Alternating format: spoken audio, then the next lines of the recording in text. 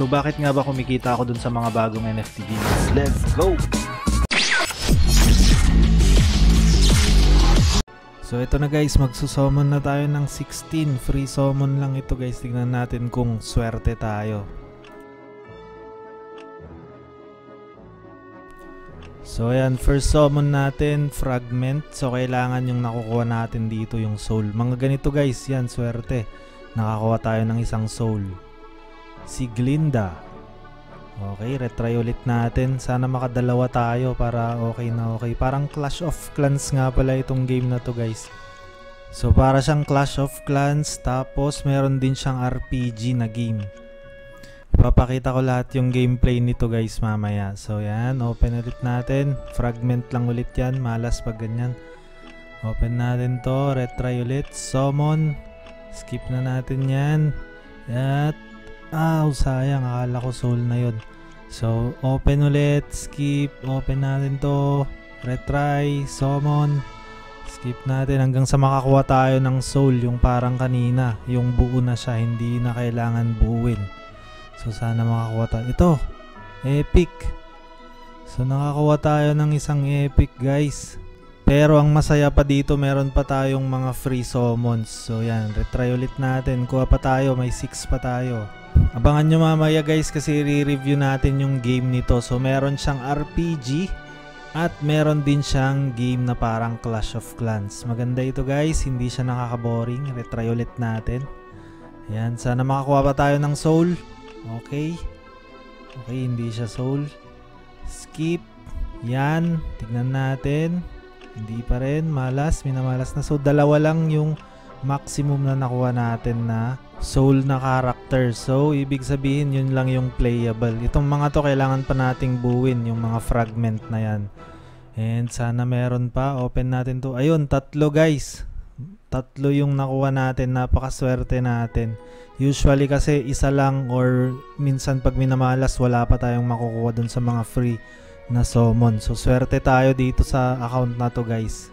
At ito na guys, ipapakita ko na sa inyo yung gameplay niya. So ganyan siya, para siyang Clash of Clans. May ipunan tayo ng mga kung ano-anong minerals. Yan, yung fairy, ito yung fairy. Yan yung parang builder dun sa Clash of Clans. So pwede din nating i-arrange yung base natin. Magkakaroon din tayo ng mga walls dyan. So nag-iipon pa lang ako ng pera para build tayo ng mga walls ng parang Clash of Clans. At meron pang RPG game ito. So hindi lang siya Clash of Clans na gameplay, meron pa siyang RPG game guys. So ito na guys, papakita ko na yung mga nakuha kong hero sa inyo. Yan yung mga soul natin na nakuha dun sa summon. Free summon lang yun, hindi ako gumastos dito. So ibig sabihin pwedeng free to play ito guys. Free to play and at the same time free to earn din. So makikita natin dito yung user interface ng game. May tutorial pa, may pa-tutorial pa sila dito ngayon. So kailangan lang nating basahin itong mga to. Mining power daw. Okay. Ito yung mga gagamitin natin para dun sa RPG na game nila. So pwedeng gamitin yung mga soul natin dun sa parang Clash of Clans na gameplay. At the same time pwede din siyang gamitin dun sa RPG na game. So papakita ko na sa inyo guys yung RPG na game nila. Iba-battle ko na to. I-click lang natin itong play dito. And yan, nandito na tayo sa map. Eto na. Lalagay lang natin yung mga malalakas. Auto formation na. Oops, may pop-up tayo. Para automatic na yung mga malalakas na ang ilalagay nila dyan. Okay, iba-battle na natin ngayon. Since mukhang okay naman itong lineup natin. Yan yung mga epic natin, nilagay na dun sa pinaka dulo or pinaka huli, yung mga yan. Start battle na natin guys para makita nyo yung gameplay nya. May pop up ulit. Yan, start battle na, makikipaglaban na siya. Naka times 2 tayo kaya sobrang bilis. Naka auto din siya para hindi na natin kailangan mag click ng mga skills. So mabilis lang naman yung gameplay nya, ganyan lang siya kabilis. Yun, tapos na. So, pagkatapos, makakakuha tayo ng mga gold. Ito, may mga story mode din siya, pero ini-skip na natin yan.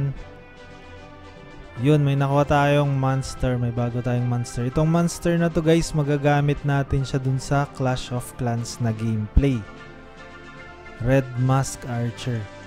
So yan, 3 star yung nakuha natin. And nag-level up yung mga ibang characters natin. Yan yung details. So may pa-details pa sila dyan. Ayan, game ulit. Makikipaglaban na naman tayo. Tignan natin kung mas malakas na kasi nag-level up na itong mga ibang characters natin. Lizard naman yung mga kalaban natin ngayon. So yan, sobrang bilis lang talaga niya. Para siyang idol lang guys. Naka-auto kasi siya. Auto farming. Pero syempre kailangan natin i-click. And nakita nyo naman may energy siya guys para hindi tayo lumakas ng mabilisan sa mga nag-a-addict. So para fair.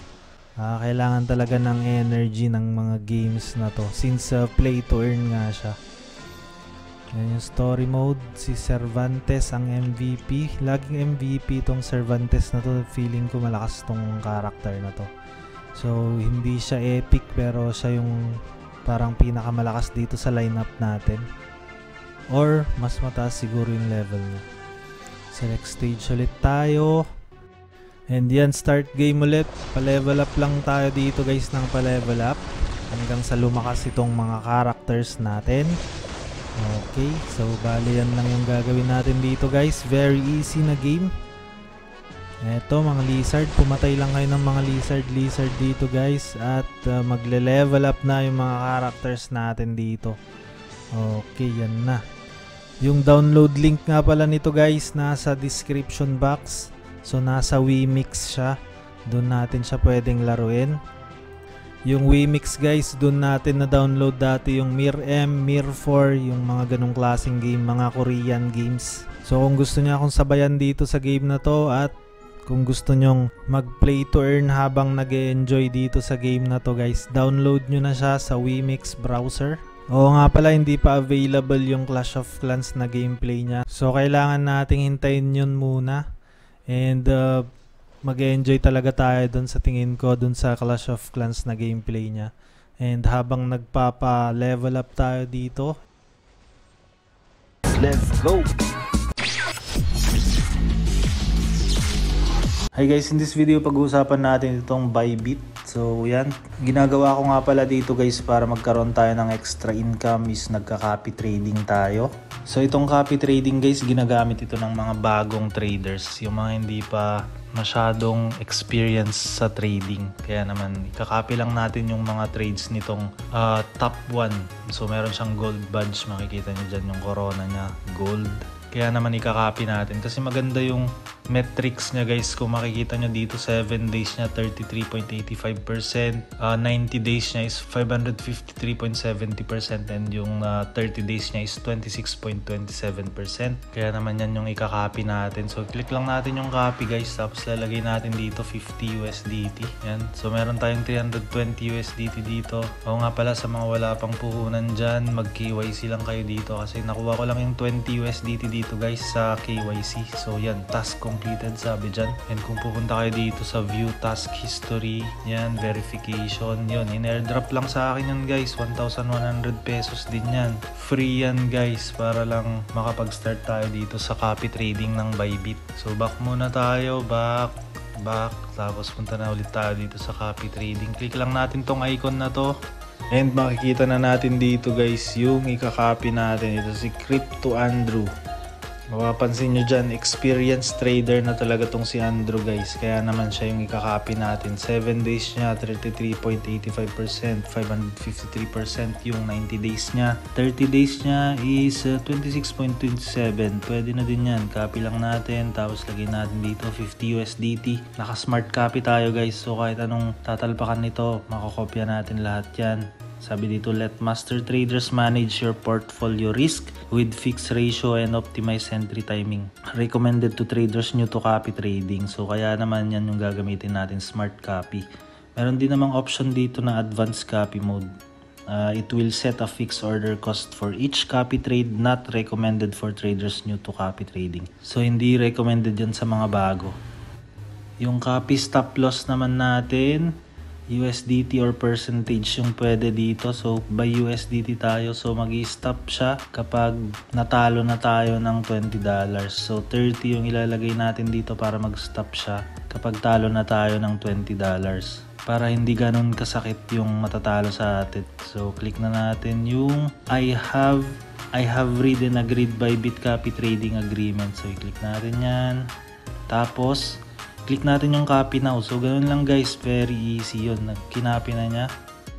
So yun, kinopy na niya guys yung mga trades nitong si CryptoAndrew. And ang gagawin natin, maghihintay lang tayo kung ano yung magiging outcome ng trades ni Andrew. So makikita nyo dyan. Meron tayong kinopy dati pero hindi ko yan tinuloy. Yan, 50 USDT. Kung gusto nyo namang i-cancel guys, ganito lang, very easy lang naman kung gusto nyo i-cancel. Punta lang kayo dun sa assets ulit. Tapos andito yung copy trading, $50. And click nyo lang si Andrew. Tapos mag-unfollow lang kayo guys. Exit immediately at the current market price. So kapag kinonfirm nyo dyan, makakancel na yung copy nyo dun kay Andrew. So kung titignan nyo dyan, bumalik na ulit siya dun sa funding natin. Kaya $320 ulit yung total asset natin. Tapos yung funding natin 320 USD ulit guys. So yun lang, very easy lang naman i-cancel. And don't forget guys yung pag KYC nyo para makakuha kayo ng 20 USDT. Kahit hindi kayo maglagay dito ng pera guys, makukuha nyo yung 20 USDT. And magagamit nyo agad yun para mag-copy trade dito sa Bybit. So ganun lang guys mag-cancel ng copy trading. Pero syempre ibabalik pa rin natin guys para makita nyo kung magkano yung profit na aabutin nitong $50 natin.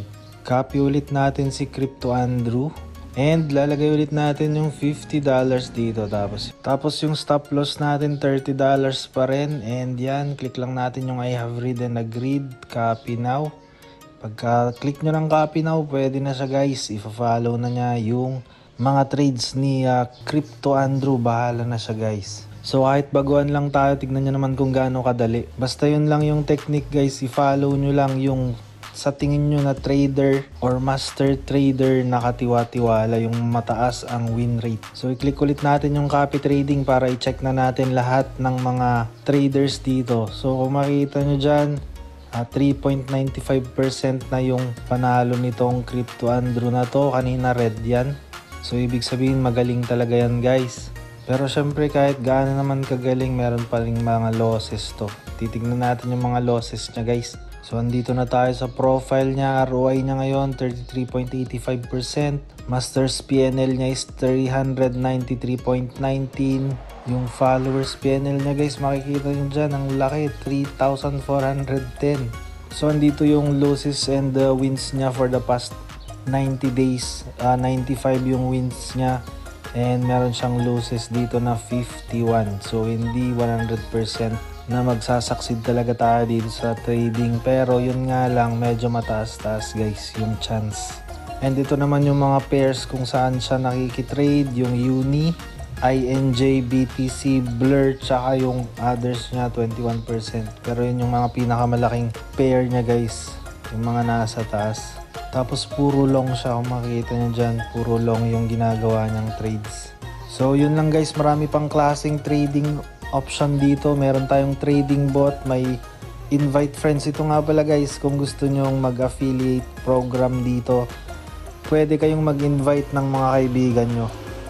Pwede kayong mag-invite ng mga kaibigan nyo dito guys. And meron kayong percentage na makukuha sa bawat wins ng mga nai-invite nyo. So other way of earning ulit yon. O nga pala, yung link natin nasa description box. So ito na yun, yung sub-affiliates guys, 10% commission tayo dyan. 5% commission tayo sa participants in earn products. Tapos up to 50% commission trade spot futures and options yan. So sa mga interested dito na mag-affiliate, sa mga mahilig dun sa mga invite, ito guys, gamitin nyo. Anyway, very safe naman na i-introduce to guys sa mga kakilala nyo kasi itong Bybit is legit talaga siya guys. Yung mga team ng Bybit, makikita nyo dyan. So makikita natin dito na Bybit is one of the major sponsors of F1 Red Bull Racing Team. Tapos meron din silang Bybit parties for affiliates, institutions and VIP traders dito. At makikita din natin dito yung mga account manager, and other information about dito sa Bybit guys. So yan, very interested din ako dito sa affiliate program nila guys. Kaya kung gusto nyo din kumita using their affiliate program, yung link guys nasa description box. Tapos ito nga pala guys, earn up to 30,000 when your users make their first deposit and trade on Bybit. So how can users get started? Step 1, sign up as a new user lang. Very easy. Step 2, fulfill the deposit and trading criteria to unlock bonuses within 14 days. Step 3 naman, claim their bonuses in our rewards hub. So yan lang guys yung gagawin natin para magkaroon tayo ng 30,000 na USDT bonus. So titignan natin dito guys sa criteria. Deposit $100 and trade $500. Meron tayong 10 USDT bonus and so on hanggang dito sa deposit 250,000 and trade 150M, 30,000 bonus yan guys. So yan lang guys yung about dito sa Bybit na mobile application, copy trading. So sinadya kong pinakita talaga na mobile application yung ginamit natin dito kasi mas maraming gumagamit ng cellphone sa atin compared sa desktop. Yung mga cellphone ang gamit yan, pwede silang mag-start agad dito. Hindi na kailangan ng PC, kaya itong mobile app yung pinapakita ko sa inyo. And isa pa guys, meron silang launchpad dito, makikita nyo dyan. Pwede kayong mag-invest sa mga upcoming pa lang na token. So mabibili nyo yung mga tokens sa floor price pa lang. So sobrang dami ng update nitong Bybit na to guys, and sobrang tagal na din nila. At ito lahat guys yung trading nila. Meron silang NFT, trading bot, DCA trading bot, leverage tokens, margin trading, copy trading, tools, discovery, convert, web3, Apex, tsaka lending. Yung Apex nga pala guys, yan yung web3 nila na trading platform kung gusto nyong i-connect yung MetaMask nyo. And diretso na kagad siya sa MetaMask. Click nyo lang yan, yung web3 nila tsaka yung Apex. So yun lang guys yung about dito sa Bybit. Pag bago pa lang kayo sa channel, huwag nyong kalimutan na i-click yung subscribe button. Click nyo na din yung notification bell. Set nyo yan sa all para pag meron tayong bagong update regarding sa Bybit guys, manonotify kayo. Yun lang guys. Maraming salamat. Bye-bye. Disclaimer. This content is for education and entertainment purposes only. Bilaran TV does not provide investment advice. The information is being presented without consideration of the investment objectives, risk tolerance, or financial circumstances of any specific investor and might not be suitable for all investors. Past performance is not indicative of future results. All investing involves risk, including the possible loss of principal. Some videos have benefactors. Always do your own research. Never invest more than you are willing to lose.